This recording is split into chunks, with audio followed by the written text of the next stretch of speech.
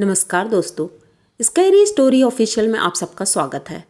आज की कहानी की तरफ बढ़ने से पहले आप सब चैनल को सब्सक्राइब कर लीजिए और अगर कहानी अच्छी लगती है तो प्लीज़ लाइक एंड कमेंट करना मत भूलिएगा। आज की कहानी बहुत ही स्पेशल है और ये कहानी एकदम सच्ची है। जिसने भी सुनाई है वो कहानी जब मैंने सुनी तो मुझे तो बहुत ही ज़्यादा अजीब लगा और डर भी लगा कि ऐसा भी होता है आज के समय में और ऐसा नहीं होना चाहिए किसी के साथ।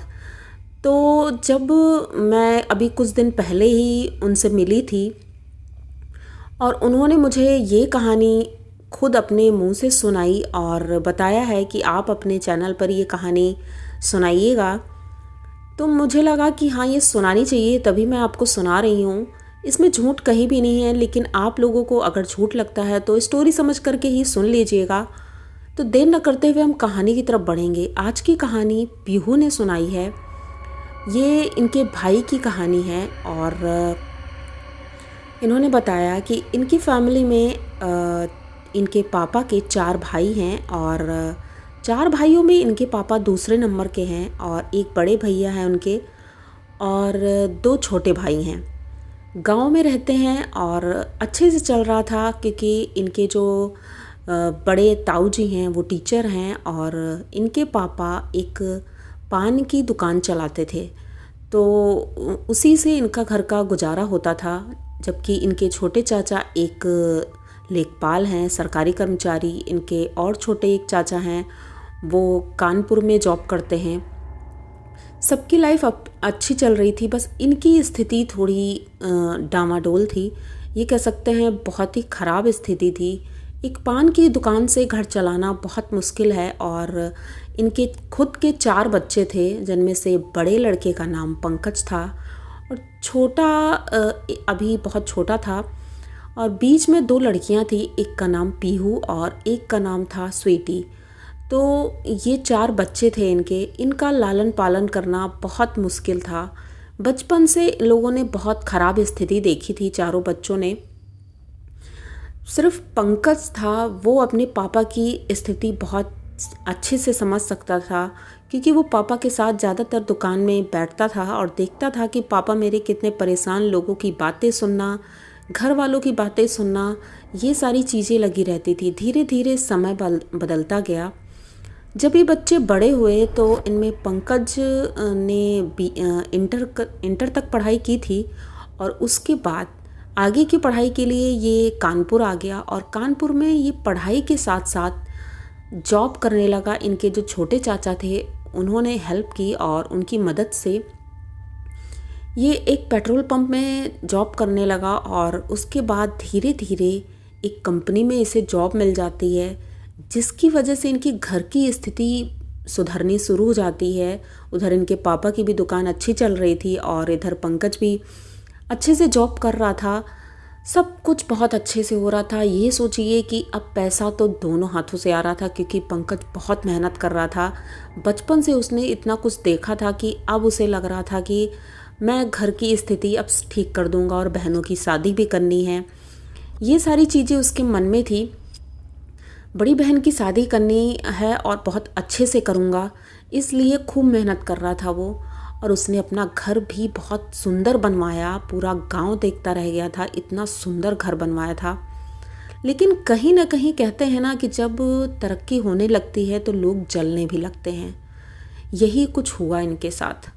इनके जो छोटी चाची थी वो घर में जब से वो शादी करके आई थी तो टोना टोटका बहुत करती थी, लेकिन इन लोगों ने कभी ऑब्जेक्शन नहीं किया क्योंकि एक घर में रहते हुए भी ये लोग अलग अलग थे, सबके चूल्हे अलग अलग जलते थे। तो उनका कहना था मैं अपने एरिया में कुछ भी करूं, आप लोगों से क्या मतलब। तो भाई किसी ने कुछ कहा नहीं कभी। ऐसे ही एक बार जब पंकज कानपुर से घर आता है तो घर में सब लोग बहुत खुश थे क्योंकि जब भी आता था सबके लिए गिफ्ट लेके आता था। तो गिफ्ट लेके आया और ये अपनी दादी को देने के लिए उधर जा रहा था दूसरी तरफ। और अंदर ही अंदर इनका जो बड़े ताऊ जी थे, चाचा जी थे, सबका घर अंदर से भी था और बाहर से भी, अंदर से जा सकते थे। तो ये जल्दी जल्दी में जब जा रहा था तो उसकी निगाह पड़ी, उनकी चाची शाम हो चुकी थी और जो जो सीढ़ियाँ बनी हुई थी, सीढ़ियों के पास कुछ कर रही थी।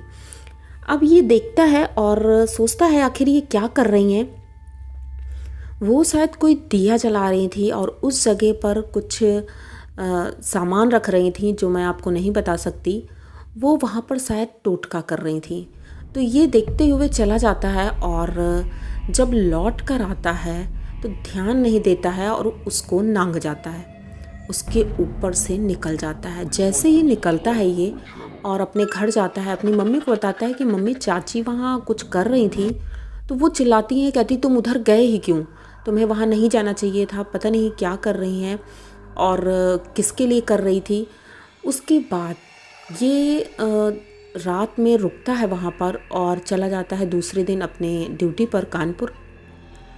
जब ये कानपुर से आने के लिए दूसरे दिन संडे पड़ रहा था, 2-3 दिन बाद जब आने की सोचता है तो इनको खबर मिलती है इनके घर वालों को कि पंकज की तबीयत ठीक नहीं है। तो इन्होंने सोचा हो सकता है बुखार उखार होगा। तो इनके पापा जाते हैं और उसे ले करके आते हैं और जब ले के आते हैं तो उसकी हालत इतनी ख़राब थी कि वो किसी से बात नहीं कर रहा था, किसी को पहचान नहीं रहा था। इन्हें कुछ समझ में नहीं आता है आखिर हो क्या रहा है, क्योंकि वो मन ही मन बड़बड़ाया करता था, अकेले बैठा है बड़बड़ा रहा है। और सबसे बड़ी बात, वो सबको तो देख लेता था, अवॉइड कर देता था, लेकिन अपनी मम्मी को अवॉइड नहीं करता था। पता नहीं ऐसा क्या था वो कि जैसे ही वो अपनी मम्मी को देखता था तो अजीब अजीब सी हरकतें करता था, गंदी बातें करता था उनसे और उन्हें गाली गलौज भी बहुत करता था। यहाँ तक कि वो एकदम निर्वस्त्र हो जाता था उनके सामने। ये बात जब उनके पापा ने देखी तो उनके पापा उसे बहुत मारते थे। उन्हें इन सब चीज़ों पर बिल्कुल विश्वास नहीं था कि ये सारी चीज़ें होती हैं। उन्होंने सोचा ये पागल हो गया है, तो उसे मारते पीटते भी बहुत थे। और इनकी मम्मी तो अपने आप को एक कमरे में बंद कर लेती थी। दिनों दिन इसकी स्थिति इतनी ख़राब हो गई थी कि ये ना तो कपड़े पहनता था, पूरे घर में बिना कपड़े के घूमता रहता था। इसको बंद कर दिया गया था कमरे में, रस्सी में बांध कर बैठाल दिया जाता था। यहाँ तक कि उसको खाना देना भी बंद कर दिया गया था। इसी बीच पीहू की शादी थी और शादी की तैयारी पंकज ने बहुत अच्छे से पहले से ही प्रिपेयर कर दी थी, रिश्ता देख लिया था। तो उसकी शादी होती है जिसमें पंकज शामिल नहीं होता है क्योंकि उसकी स्थिति ठीक नहीं थी।